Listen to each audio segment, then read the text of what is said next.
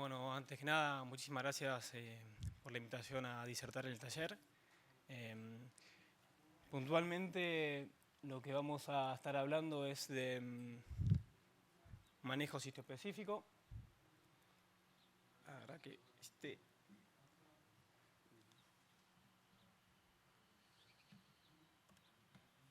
con este...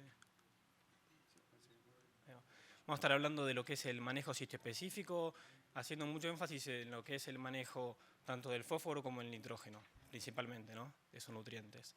Brevemente, la charla vamos a seguir una línea de ruta que es una pequeña introducción sobre qué es el manejo sitio-específico, qué entendemos por manejo sitio-específico.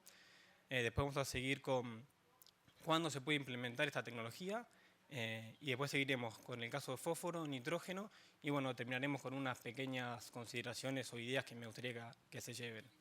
El taller lo que está apuntado es por ahí a unas cuestiones más prácticas y a que ustedes se lleven alguna herramienta o con ganas de implementar algo de lo que vean hoy. Bueno, ¿qué entendemos por manejo sitio-específico? Para mí, esta tecnología es el resultado de una evolución de haber pasado por el manejo tradicional que todos conocemos, el manejo tradicional del lote, que es manejar el lote como una única unidad, que esto implica, por ejemplo, en lo que es fertilidad, como sabemos, tomar una muestra compuesta del lote, ¿no? Hacer muchos piques y tener un valor promedio, tanto sea de nitratos o de fósforo Bray. Esto implica por ahí, el productor sabe que hay variabilidad, pero está por ahí encasillado en hacer este tipo de manejos. Sin embargo, el productor sabe que en ese lote hay variabilidad y, por ejemplo, vas a los lotes y te dicen, no, sí, porque la loma rinde menos, pues les es arenosa, los bajos. Entonces, lo que se trata es de pasar a un manejo moderno, que es un manejo que está bastante adoptado por ahí en algunas zonas del país, que es el manejo por ambientes. Que esto se implica agregar otras capas de información. Generalmente para ciertos ambientes, bueno, se utilizaron mapas de rendimiento o imágenes satelitales y otro tipo de información. Pero bueno, esto ya implica tener otro manejo y adoptar otro tipo de tecnologías. Y implica, por ejemplo, hacer muestreos ya por ambientes, no de todo el lote, y hacer ya, obviamente, hacer algunas aplicaciones variables, ¿sí? Para llegar al manejo sitio específico hace falta todavía hacer un paso más y agregar otras nuevas tecnologías, ¿sí? Que es lo que nosotros llamamos el manejo prospectivo y el manejo al que uno apunta después de hacer el manejo por ambientes. Este manejo sitio específico implica ya otra toma de muestras, una toma de muestras mucho más fuerte, por así decirlo, ¿no? Vamos a ver el caso puntual del fósforo con los muestreos en grilla, los muestreos intensivos en grilla, sensoramientos en tiempo real, más que nada también para nitrógeno. Así como, digamos, como grandes conclusiones, lo que podemos decir es que el manejo por ambientes es manejar grandes ambientes, pero pocas zonas. Y ya cuando nos movemos al manejo sitio específico, nos vamos a manejar en muchas zonas, pero de menor tamaño. Ahora, ¿cuándo podemos implementar estas tecnologías? Acá la idea es que se implementen estas tecnologías cuando nuestros lotes son realmente variables, ¿no? Cuando hay variabilidad en el lote. Cuando digo variabilidad puede ser tanto variabilidad de suelo o variabilidad de otros tipos de limitantes, ¿no? A medida que tenemos mayor variabilidad, nuestro retorno económico por hacer una aplicación variable va a ser mayor.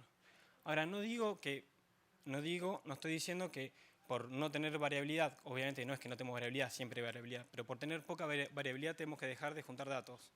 Juntar datos siempre es importante porque hoy en día vemos poca variabilidad, pero vamos a llegar a un momento donde esa poca variabilidad la vamos a manejar igual, ¿no? Y va a ser rentable manejarla. No tanto también por algo económico, sino también por algo ambiental, ¿sí? Yo creo que hoy en día los lotes que son realmente variables y no estamos haciendo agricultura por ambientes, estamos perdiendo plata. Perdiendo plata y aparte, bueno, contaminando en algunos casos.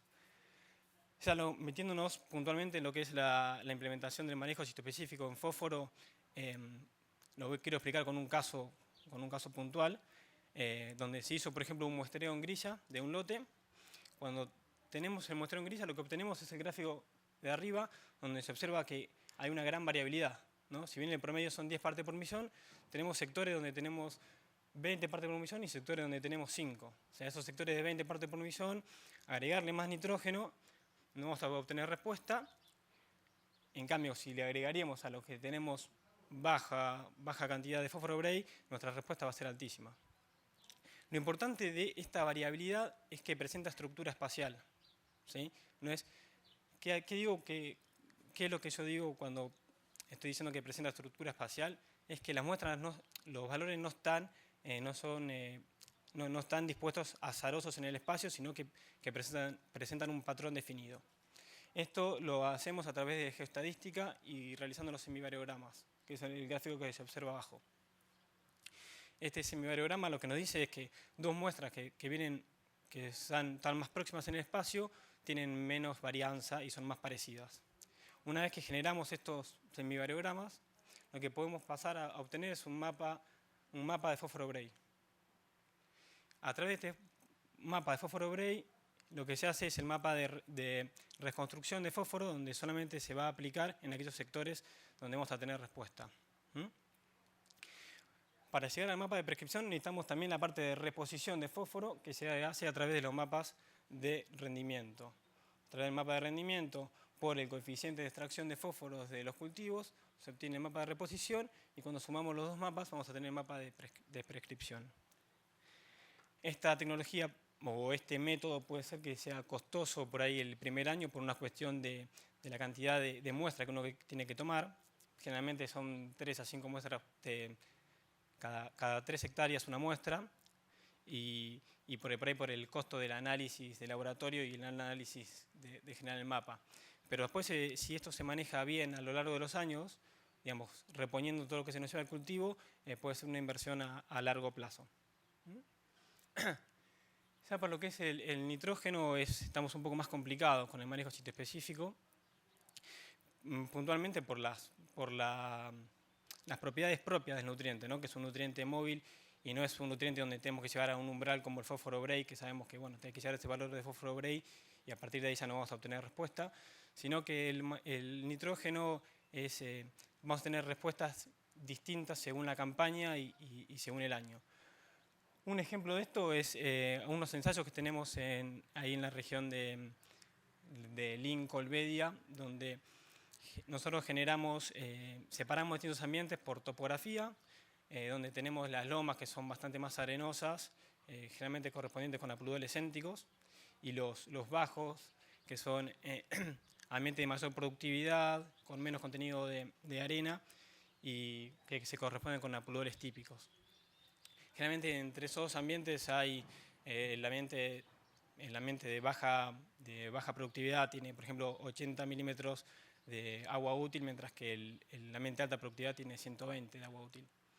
Ahora, para una campaña seca, lo que pudimos ver es que se podían separar 3 funciones de producción de rendimiento en función de nitrógeno de suelo más fertilizante, mientras que en una campaña húmeda como la 2012 y 2013 se podía ajustar una sola función, ¿no?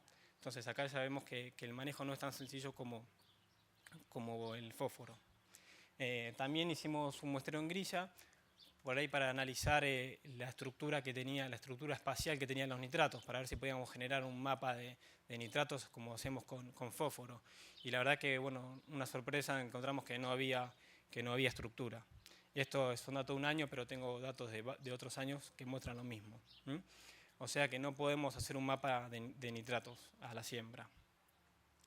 Viendo también la complejidad que tenía estos nitratos, es que quiero mostrar unos modelos que generamos con 6 datos de campaña, donde lo que nosotros queremos predecir es el aporte que hace el suelo, la materia orgánica del suelo a los cultivos.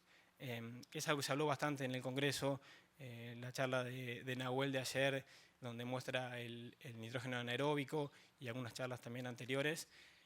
Nosotros lo que hicimos no fue calcular ese nitrógeno anaeróbico, que es el potencial que te puede llegar a dar el suelo, sino lo que nosotros calculamos en el cultivo de maíz por zona de manejo. Lo que calculamos es cuánto aportó realmente a través de del método del balance, ¿no?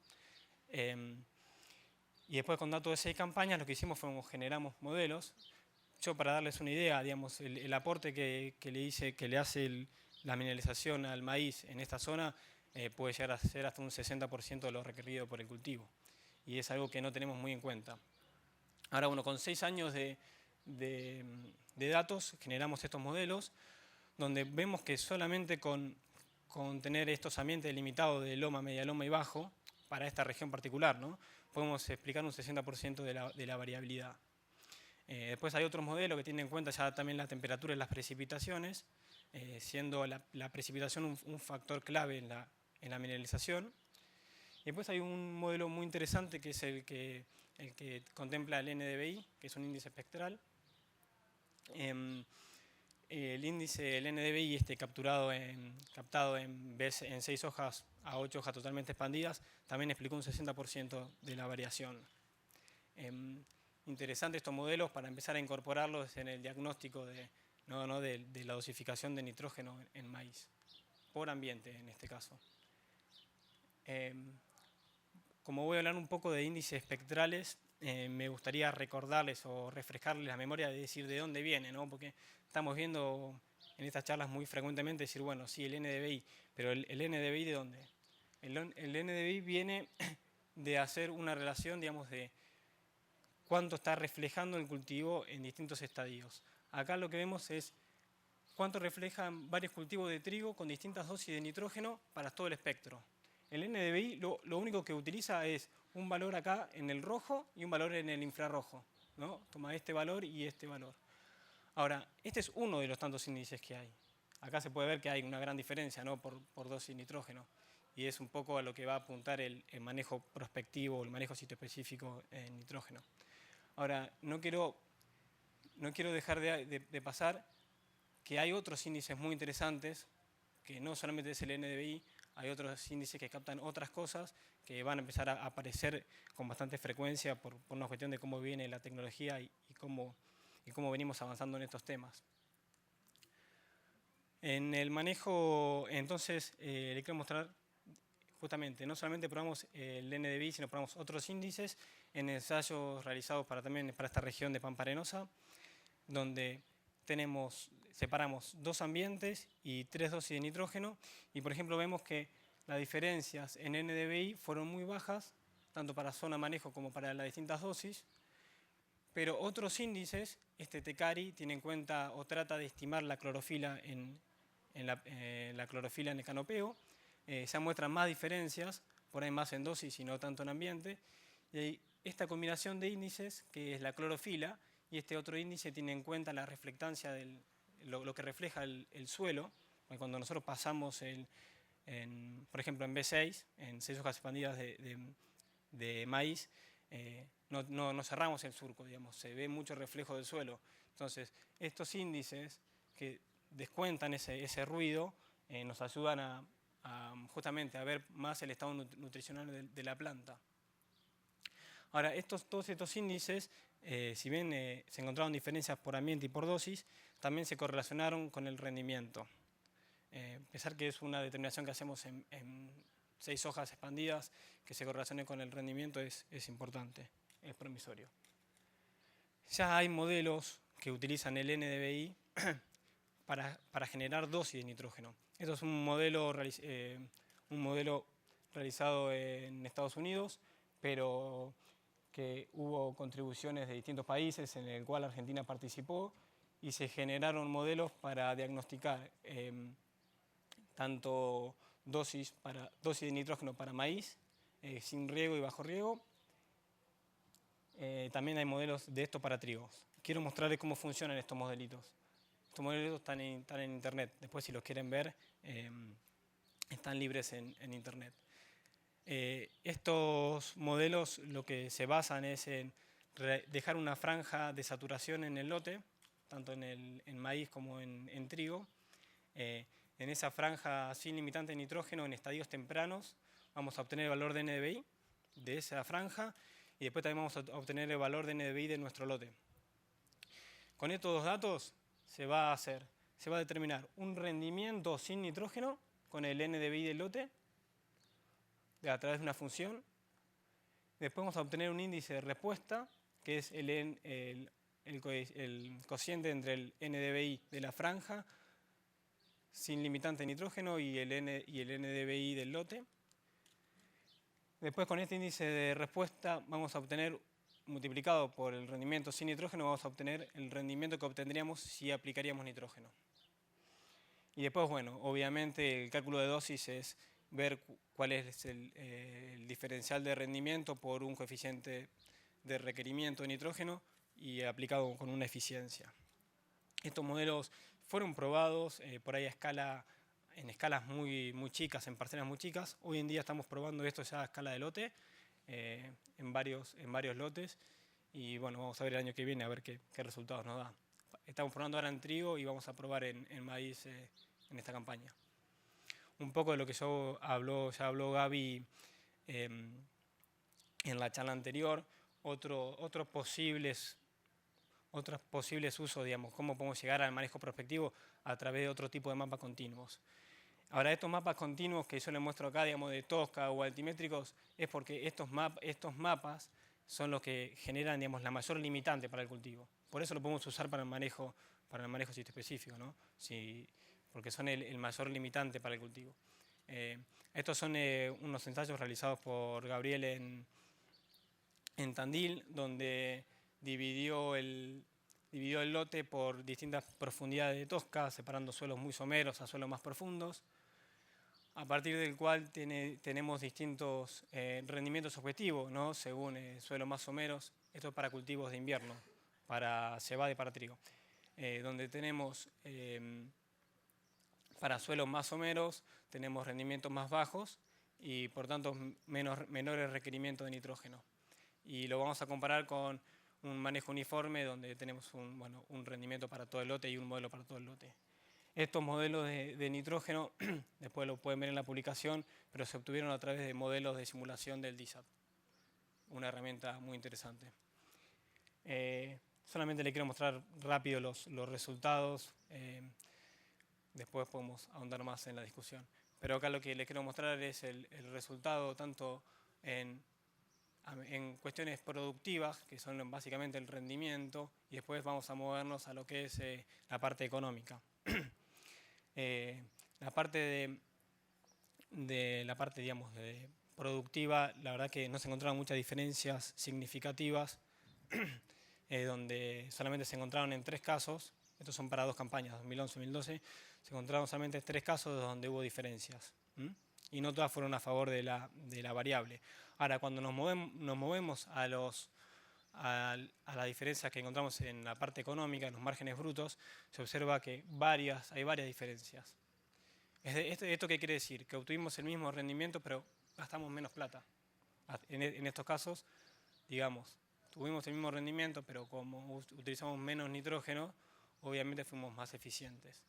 En los únicos por ahí, en la única capa, digamos, en los suelos más profundos, se observó que nos ganó, digamos, el margen bruto fue mejor para los uniformes, posiblemente porque nuestro modelo de nitrógeno nos hizo aplicar un poco de más. Deberíamos reajustar el modelo de nitrógeno para suelos que tienen más de 80 centímetros de profundidad y no ponerle tanto nitrógeno. Bueno, como conclusiones que me gustaría que se lleven por ahí de la charla, como les dije al principio, me parece que los lotes que tienen variabilidad y no la estamos manejando, es importante manejarla por una cuestión tanto de retorno económico como de impacto ambiental, ¿no? Hoy en día, por distintas publicaciones, lo que se dice que para que sea rentable manejar distintas zonas de manejo, tiene que haber por lo menos un 15% de rendimiento, de porcentaje, digamos, de variación en rendimiento entre zonas de manejo, ¿no? O sea, es un valor bastante elevado. Obviamente, seguro que a medida que pasen los años, este porcentaje va a bajar. Hay mucha información gratuita que se puede usar para los primeros pasos, para, digamos, separar los grandes ambientes. Tenemos las imágenes de Google, tenemos tantas imágenes de Google que podemos ver distintas campañas. tenemos imágenes satelitales de Landsat, que son con las que se hicieron las primeras ambientaciones hará 10 años. Y imágenes Landsat hay desde, no sé, de la década del 90, 80 o antes, por ahí. Y hay la verdad que es un montón de información, un montón de información. Si bien entiendo que la imagen Landsat tiene un píxel de 50 por 50, pero para separar grandes ambientes creo que es información valiosa. Otra cosa que se utiliza mucho son los mapas de rendimiento. Acá me gustaría parar un minuto y decirles, los mapas de rendimiento son muy importantes, pero analicémoslo cuando termine la campaña. No empecemos a analizar mapas de rendimiento que tenemos de hace 5 años, porque ya nos olvidamos qué pasó en la campaña. Entonces, que termine la campaña, analizar enseguida los mapas de rendimiento y ver y estar fresco, tener frescos en la memoria qué es lo que vimos en el campo, ¿no? Nos pasó en esta campaña que hubo algunos lotes que, por ejemplo, el monitor se había descalibrado y estuvo en mitad del lote calibrándolo de vuelta. Entonces, si uno ve ese mapa de rendimiento, sabe que esa parte no la tiene que utilizar, ¿no? Justamente porque para ambientar necesitamos valores, cuestiones confiables. No podemos utilizar un monitor de rendimiento que no es confiable. Después tenemos otra capa de informaciones disponibles en Internet, como modelos digitales de elevación con 30 metros de píxel de vuelta para separar grandes ambientes, ¿no? Y lo que me gustaría acá por ahí también incentivar es darle lugar a las nuevas generaciones en el uso, por ejemplo, de software que son imprescindibles para esto, ¿no? Es imprescindible que hoy en día incorporemos los sistemas de información geográfico, que incorporemos el uso de estas herramientas, porque básicamente es manejo de mapas y creo que las nuevas generaciones con la toma de tecnologías estamos por ahí un poco más avanzados. Si bien hay un gran bache negro, digamos, donde no tenemos capacitaciones en estos programas, es un bache, pero bueno, se pueden encontrar soluciones. Y después, bueno, hay una gran cantidad de aplicaciones hoy en día que realmente son útiles. Antes, por ahí hace 5 años, nadie pensaba salir al lote y tener el mapa de ambientes en el teléfono e ir recorriendo el lote no obviamente con el mapa en la mano, que ayuda bastante, porque acá cuando hablamos de agricultura por ambientes, los límites es recorrer los lotes con el mapa en la mano es importantísimo. Bueno, de hecho lo pongo acá, ¿no? Me parece que lo más importante es recorrer los lotes, realizar ensayos para ver cómo manejamos cada ambiente, juntar y analizar información. Bueno, muchísimas gracias y si tienen preguntas.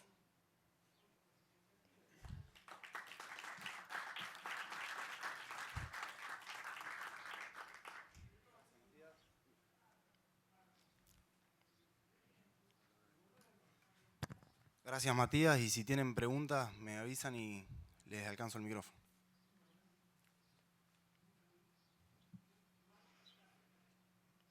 Quedó todo muy claro. Bueno, quedó todo muy claro. Guarda. No te pongas mal, no te pongas mal.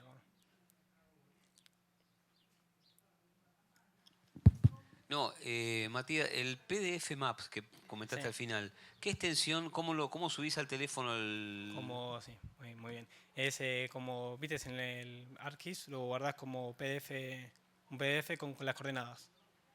Pero, digamos, vos en el teléfono vas navegando, te va mostrando tu cursor. Sí. Sí. De hecho, puedes tomar muestras, podés puedes marcar muestras, poder medir áreas. Es muy interesante la aplicación. Y así, digamos, puse un ejemplo de algo que se está usando, pero hay un montón de aplicaciones ya. Que aparte todas estas son de costo cero, diríamos. Pues de costo cero. Bueno. Acá, al fondo hay uno.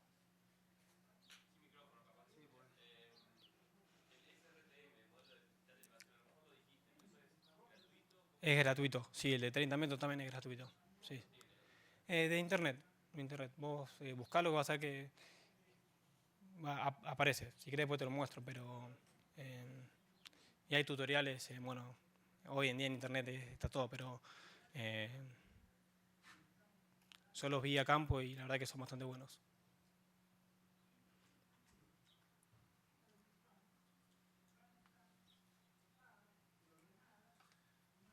Si no hay más preguntas, le agradecemos a Matías y damos por finalizado el taller.